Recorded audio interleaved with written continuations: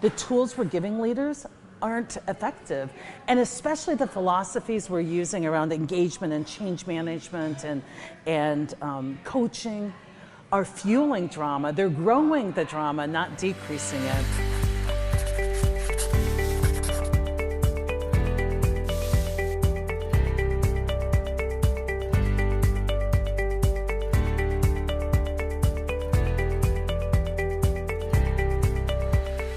I was working with a group of physicians and I gave them a new electronic medical record.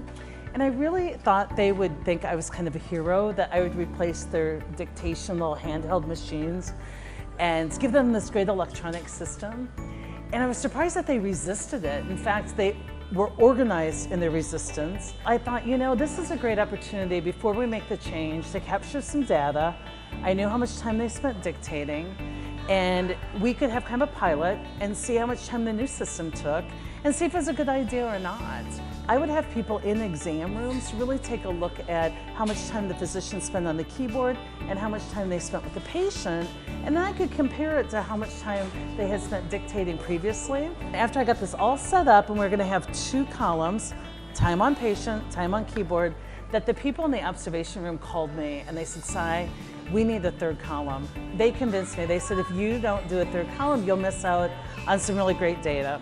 And I said, so what's the data? And they said, how much time the physician spends not only on the keyboard and with the patient, but the 3rd column would be how much time physicians spend complaining about the keyboard or patient.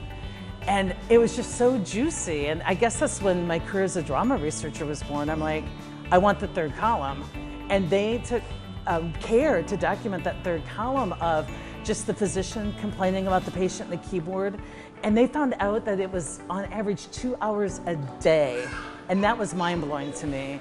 2 hours a day that physicians spent in drama, arguing with reality, complaining about how things were, focusing on things they couldn't change, focusing on their circumstances. I thought, well, maybe it's just the physicians that are kind of a whiny group.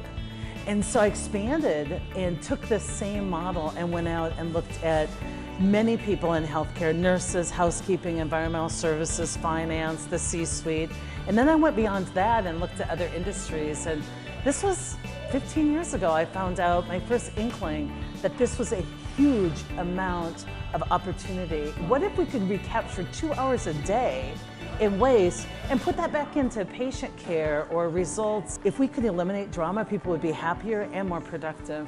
I want to repeat the study in a more sophisticated way. We reached out to HR leaders and we asked them for their help in quantifying the amount of time people spend in drama. And we define drama as any disruptive behavior or ineffective kind of thought pattern, anything that took away from results rather than adding to it.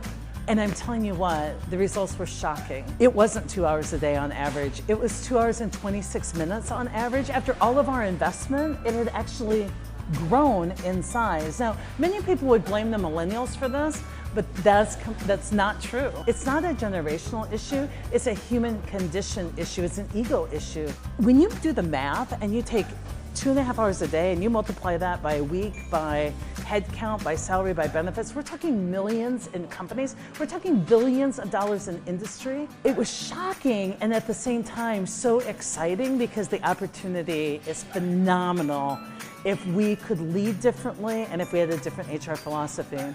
I believe that the way in which we're approaching leadership, the traditional philosophy, is just simply not working. The tools we're giving leaders aren't effective.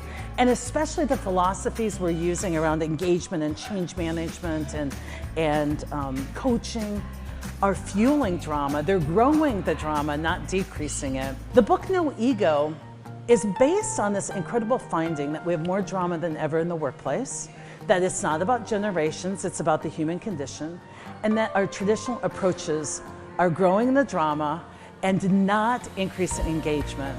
So it's time to question everything, question all that we've taught and that we've believed about leadership, to question the role of leadership. And so I guess I'm so excited about No Ego coming out because not only will it set the record straight, but I hope it interrupts people's thinking and it reveals this new truth And I don't just disrupt in this book, I actually give people a new way of moving through these things, a new philosophy. I don't just say the old one's wrong.